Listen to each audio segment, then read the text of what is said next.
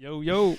Welcome in to the next episode of Sideline Chatter. Rocking the same shirts as last episode. Banging out some episodes.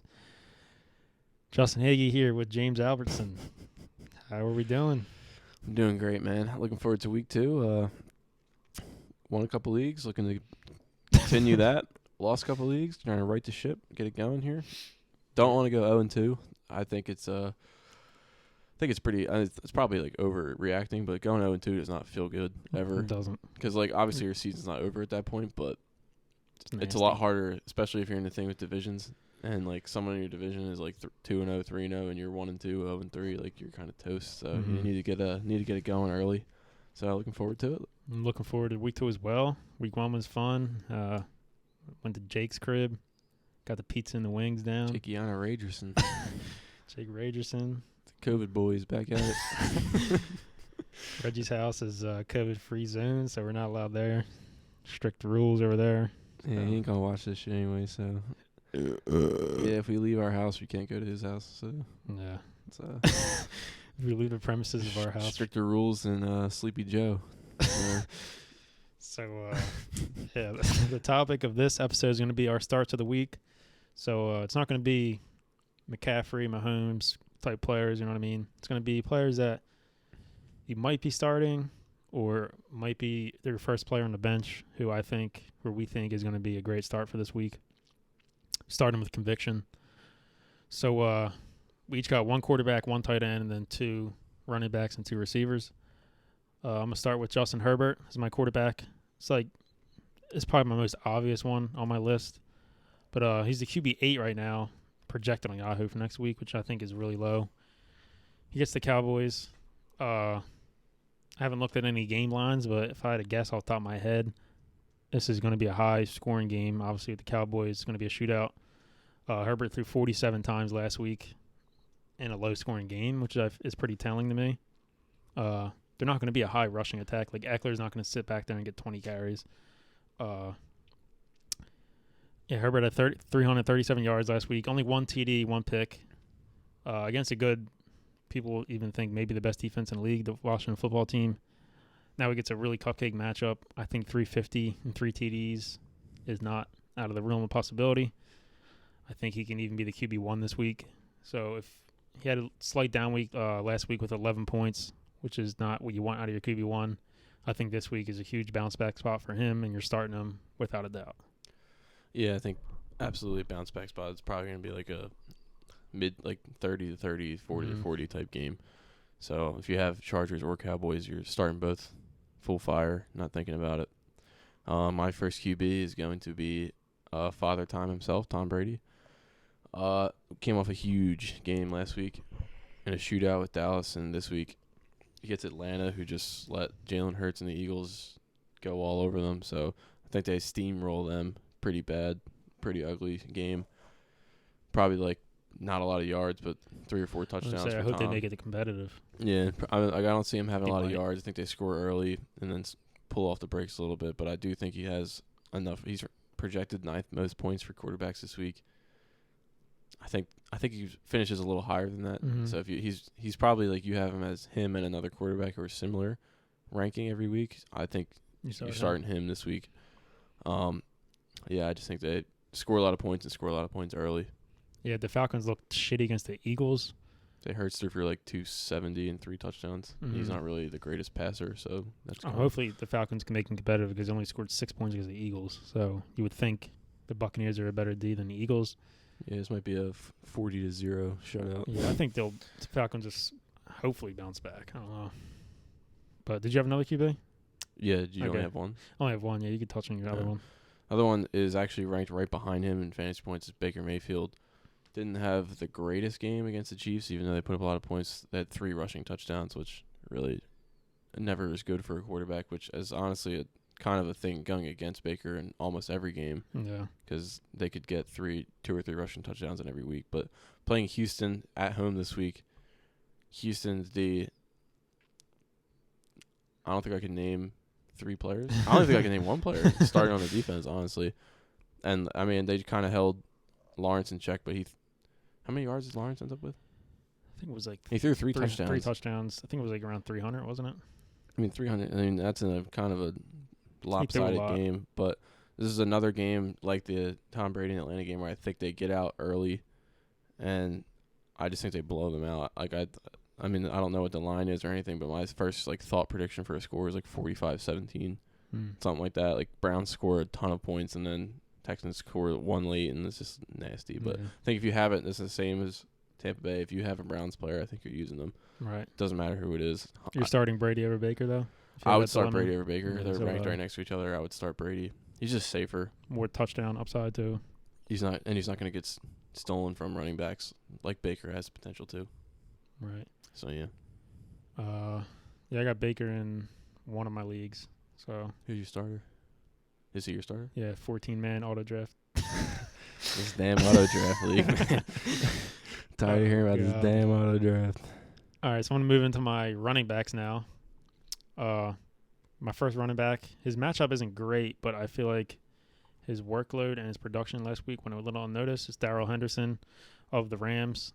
I feel like a lot of people were kind of shitting on him before the drafts. Like he was falling in a lot of drafts, which McVay usually goes with the one running back approach. Like he doesn't really ever use a committee. He had 16 carries for 70 yards and a TD and had a 17-yard catch. But the more telling thing is Sony Michel only had one touch, and it was one carry for like 2 yards. I don't know if that's more they're committed to Henderson or if he just wasn't prepped enough yet because, I mean, you never know. But that is definitely telling that he had that much of a snap share, which is crazy. That's a good point. But, yeah, I think McVay's going to ride out Henderson until he gets hurt, which might be inevitable at this point. My favorite word. It is inevitable that you will use that word. Yeah, but they get the Colts, like I said. The Rams, they looked explosive in offense. Stafford looked good. He still got 16 rush attempts, which is nice to see, and he really didn't come off the field a lot. So as a guy you drafted is probably like an RB3, maybe or 2 in deeper leagues. I think you're playing him every week basically, just based off of sheer volume and usage. So I think I'm confident using Henderson this week. Our first running back is Damien Harris. New England had 23 touches, 23 touches for over 100 yards week 1, which it's a pleasant surprise, I think. I don't know if I really thought he was going to be that dominant in touches. Stevenson fumbled, and that kind of, Belichick, that was kind of it for him. Yeah. J.J. Taylor wasn't even active. Who's the other guy? What's his name? He's been there for... James White? Well, yeah, obviously James White, but I meant the... Brandon Bolden. Bolden. That's his name. I couldn't think of his last name. Bolden. Bolden mixed in for like a carry or two. He did fumble at the end of the game, Damien Harris, and actually, like, pretty literally lost them that game going in from the 10-yard line and fumbled and lost the game. And if he didn't fumble, he probably would have scored a touchdown and probably, for me, it lost a fantasy game. Maybe for other people. Because if he goes in and scores and doesn't fumble, that's a 10-point swing. I win. But I think he's in line for at least another 20 touches again this week, even if he is in Belichick's doghouse a little bit, because I think they're going to be up pretty easy in this game against the Jets, who just let McCaffrey go wild against them last week. Mac Jones looks like the real deal, unrelated. I know they lost. Solid, I know they lost, but Miami's a good defense. And that was his first game. He looks like the real deal. Brady-esque. Doesn't throw the ball hard. Like, doesn't throw laser beams and works really accurate with the ball. But, yeah, I got Damien Harris as my first RB. Yeah, I don't think that fumble will affect him too much, really. We'll see. I don't think so. But, I mean, you got the best cornerback in the league stripping it from you, so what are you going to do? Dolphins fan. My next running back is kind of a gross player. A lot of people faded him for correct reasons, but he had a nice week 1. It's Melvin Gordon. Week 1, he had 11 carries, 101 yards. Obviously, had the 70-yard TD, which he looked really fast on. I didn't think he was that fast. Or still that fast. Yeah, he was kind of flying. He roasted Bradbury. He also had 3 targets, 3 catches, 17 yards for 19 points in half PPR leagues. Big thing here is he gets the Jaguars, who the Texans just ran. Not going to say ran all over him, but like Ingram had 26 carries. I think they'll be up in this game. That's crazy in itself. Mark Ingram. It's just a whole other conversation. But the Denver Broncos defense is a consensus top 10 defense now. So I think game script's always going to be in the favor of Gordon. Obviously, he has Javonte Williams there, who had more carries than Gordon last week. But Gordon outproduced him. So, And like people said, Gordon might outproduce Javonte the first half of the year. So why not get him in your lineup for the first half of the year? Just a great matchup. I'm putting him in my flex this week over Javonte Williams. I have both of them. So, I mean, it might be the wrong guy, but I like Melvin this week. Like I said, it's not a flashy pick. It's kind of gross, but yeah, I think he'll have a solid week again. Yeah, you should have a solid game because they split exactly even, didn't they? Snaps, yeah. Yeah, and touches, I think. Total touches. Total touches, yeah, they did, yeah. Which is, I mean, from a fantasy perspective, when you hear that two running backs are splitting even, it's really nasty. Crazy. But they're actually both, I would say, really solid spots. playmakers that they can make anything happen with those touches. My second running back is Chase Edmonds, who is projected to 23rd most points for running backs this week, putting them in like a flex area, which I think you probably had him anyway. Mm-hmm. Going up against the Vikings this week, who just let Joe Mixon turn 25 touches into 120 yards and a touchdown. Obviously, Mixon is the only back there, so that's that. But Edmonds and Connor really look to be in 1A, 1B, but I still think Edmonds is a 1A, hands down. And just like Melvin Gordon was out-touched by Williams, Edmonds was out-touched by James Conner, or out-carried. I don't know about out-touched. Out-carried. But the receiving work is solely Edmonds. Yeah. So I think that gives him a crazy boost for fantasy, especially on the team that he's on. Like, Murray's going to throw it a lot. And if he's running around, usually it ends up going to a running back, I would say. If he's running wild, the running back's usually the closest one. But I see this a game where they win kind of easily against the Vikings. Not like a blowout, but they should be in control most of the game, so he should get his fair share of touches. I don't know if Murray's going to have 5 touchdowns again. Probably not. I mean, maybe. He's probably the MVP this year, but we'll see. But I really like Edmonds in this spot. Yeah, he had a good week 1. Just doing typical Chase Edmonds things. 12 carries, 63 efficient, 4 catches, 43 yards. Like I said, if Connor would ever get hurt, which is definitely possible, I think he's an RB1. Yeah, I think if he could just get like 20, if he's getting more carries, he'd be so good. Yeah, say only in 12. Yeah, but I like him next week against the dumb-ass Vikings. God, I hate that team. Moving on to receivers now. A receiver that everybody loves, who I like coming into the season, I think was undervalued in every draft. It's Antonio Brown. Week 1 against the Cowboys, obviously had a nice game. 5 catches, 120 yards, and a touchdown. I mean, Tom Brady loves him. He seems like he likes him more than Mike Evans at this point, dating all the way back to the second half of last year. He looks great. He's getting open. He's making tough catches. He even caught, 40-yard touchdown, whatever it was. And he's going up against the shitty Atlanta Falcons. We already know the story with the Falcons. You mentioned Brady earlier. In your league, I have the Brady and Antonio Brown stack, which I lost that league, but they both played well. You drafted him as like a wide receiver, probably 4. And he can. I think he has wide receiver 2 upside. And if somebody gets hurt in this offense, I think he can even be a 1. So Antonio Brown, you're keeping him in your lineup. Week 2, I know some people didn't start in week 1. Like I had him on the bench in one of my leagues. That's not going to be the case this week. I'm starting him in every league I own him in. So get him in there. Yeah, he looks. I mean, obviously he's a little older, but he looks like the Antonio Brown of old. All right. How old is he? 33. All right. So I mean, it's not ancient, right, but I mean, it's kind of on the older side for a wide receiver. But if he can keep playing like that, he seems like he's Brady's guy, and like usually Brady's guy mows in fantasy football. Yeah. So if you were able to get him pretty decently late in the draft, probably gonna hit a home run with that ADP right there. If you follow our TikTok page, you hit a home run. That's all I'm gonna say. It's marketing 101 right there.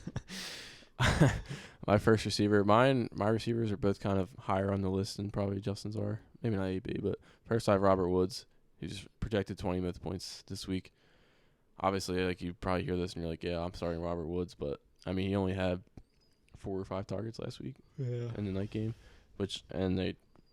Stafford was kind of throwing the ball all around the yard, so that's not concerning, but you would like to see him get more. They're playing the Colts this week, who just let Tyler Lockett, who I guess from a scheme perspective is their second receiver. Tyler Lockett's the second receiver scheme-wise.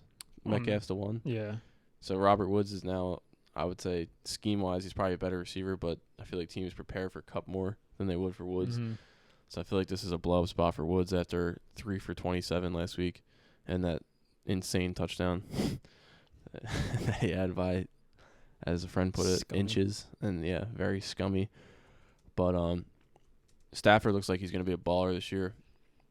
So I think even not just this week, but going forward, Woods and Kupp should be insane receivers. Who you like fantasy-wise. more? I personally like Kupp more. He looks. I saw a stat earlier. Was like Kupp ran a route on 100% of his snaps, and Woods was only like 65%, which is kind of like.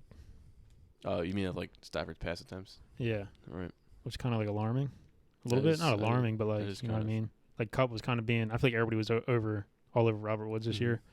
Woods always, and like the thing is that Woods' disadvantage is he runs the deeper routes. Mm-hmm. Like, I mean, Kupp had the bomb wide open touchdown, but Kupp I feel like is more known for his short routes and run after the catches than he is for Yeah. bombs. Like Diggs. I was thinking dig route. That's why I said that. Woods runs like that, like 12 to 15 yard route across the middle, like Mhm. like crossing routes. But four targets in week 1 is a little scary, but I don't think that's a season long thing. I think that was probably just a game plan. Yeah. But yeah, starting Robert Woods, you probably already were, but start him this week. My second receiver I talked about in last episode, and I also have his QB on this list. It's gonna be Mike Williams. I mean, to beat the drum here, but like I think this is a blow up spot for him. Obviously, he's going to be against the Dallas defense that we already spoke of, who the Buccaneers did whatever they wanted to them. I think he'll catch some deep balls this game. Like I said, week 1 he had 12 targets, which is I'm not gonna say it's a career high. I don't know what his career high is, but I feel like that's high for him compared to what it's been in season past. The coaches said they want to give him the ball more, and they followed through with that. Like I said, they're going to be throwing the ball a lot, especially against his defense. So if you got Mike Williams, I know I have him in, I think, 2 leagues. I benched him week 1. Have him in your league. I have Ayuk, so Williams is going right in the Ayuk spot, and I expect a big week out of him. So I don't know if you're playing DFS or if you just have stacks in your fantasy leagues, but I think Herbert and Williams could be maybe like the most underrated stack this week. Obviously, Keenan Allen's the one there, but I think Williams is going to eat too. So Yeah, I've been high on Williams ever since he came out of the draft, but it seems like this might be the year he finally hits that ceiling that everybody thought he could have. yeah, Biggest thing for him is staying on the field. I think we touched on that in the last video, but yeah, I really like him this year. He seems like he's really improved to be a 1B option alongside Keenan Allen instead of just a clear-cut 1 and the falling behind second. sure. And if Herbert continues his trajectory, he's only going to get better for that whole offense. So, yeah, I like that to start this week. My next up is actually going to be a stack 2. It's going to be Jarvis Landry. I had Baker Mayfield. Juice Landry had a rushing touchdown last week, which kind of nasty. Like that spin was kind of insane that he was across the goal line by a centimeter, but he caught all 5 of his targets, which isn't a lot, but at least he's being very efficient. So if he gets more targets, the efficiency you would think can continue. Baker only threw it 28 times last week, which is concerning for a game that had 60 points total. Mm-hmm. And a soft matchup. I would like to think that they would throw the ball early, knowing that they're going to steamroll this team. Mm-hmm. But we'll see what happens. And if they do decide to go that route, I think Landry is a great play this week. Think the Odell thing affects him coming back, or maybe if he does? I think if come back? anything, it would even help him because last week the guy Schwartz, who I didn't even know Oh my God. played, I feel like Landry was just getting focused on Yeah. and Schwartz and not really Peoples-Jones, but I don't know. I saw Schwartz getting the ball every play, and I was like, I don't even know who this is. That's kind of embarrassing, I guess. But I don't know. I really like Jarvis Landry this week. I like the Browns' offense as a whole. Right. Odell coming back, I don't think it can hurt him. I think it can only help him because he only had 5 for 71 last week. Mm-hmm. But Yeah, Yeah. I like Landry. I think he's always undervalued in drafts. He's like viewed as that boring player, but like in deeper leagues, like the one in Jake. So we have 3 flexes. Like I have him in that league, and I'm just gonna throw him in flex all year, and he's gonna put up solid numbers. He's not gonna blow the roof off, but he'll produce. yeah, solid play. Every week he's a solid play, but especially this week, I like him. My last position is gonna be tight end. I have one. Same team as one of my receivers, Rob Gronkowski.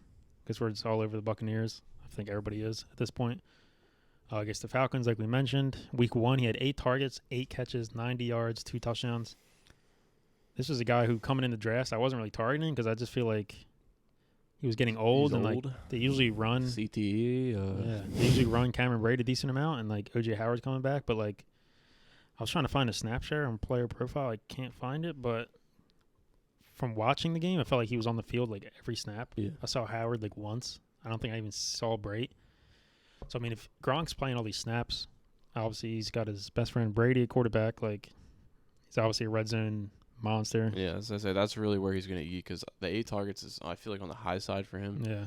And especially going 8 for 8 is also kind of insane. I guess that just proves how accurate Brady is because, he ain't moving for Or a how ball. bad the Cowboys D is. Or how bad the defense is. He was the Both. one was literally the one he was blanketed by a linebacker, and he just somehow caught the ball because the defender didn't turn around. But I'm trying to hate defenders.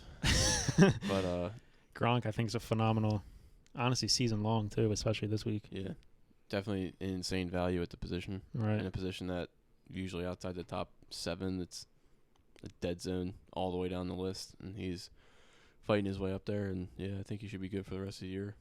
Touchdown, I don't want to say touchdown dependent, but he's not going to rack up 90 yards a week. Like it's going to be week to week with this team. Like who eats? I don't think 4 people can eat in the passing. Yeah, someone's got to take the back seat every week, but it seems like a spot where he can. Goddard scored week 1 for the Eagles tight end position, so might be a weak spot for Atlanta. It's only week 1, but we'll see what happens. My first, I have 2 tight ends. One's really an honorable mention. The first one is Noah Fant, who I think earlier in an episode, first or second episode, I might have said how much I hate this player.